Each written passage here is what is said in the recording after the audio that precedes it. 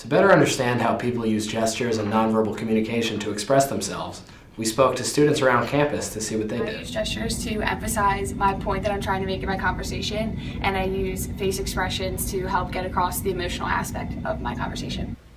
So sometimes when I get nervous, I'll either bite my nails or just kind of like pick at the inside of them and they start to bleed. Right now I got some nail polish on them though, so hopefully I don't bite them anymore, but I guess it's just like a nervous tick that I have.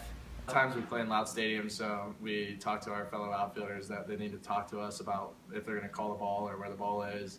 Or if we can't see, we'll go like this and just, you can't see it, and then they'll point it out in the sky because a lot of times we can't see the ball when it's a night game and the late dusk. And then a lot of times we'll do 2 outs, 1 out with the infielders, and then we'll just communicate that they also need to talk to us as well.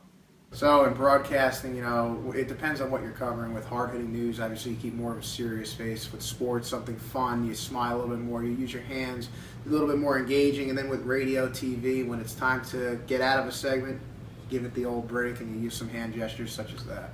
We also wanted to observe how people respond when their personal space is invaded. To do this, we went to the elevators at the Petit Library. This guy is clearly aware of Aaron's close proximity and inches into the corner.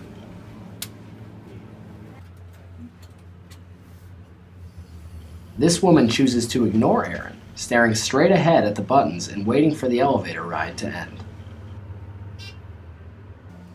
I'll talk to you later. Like the last example, many chose to just ignore Aaron, instead focusing on their phones or anything else in the elevator that could distract them.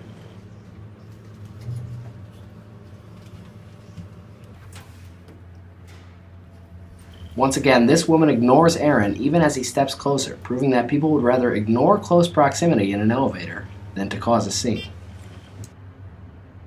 We've now seen firsthand how different people use nonverbal communication in conversation and in regards to proxemics.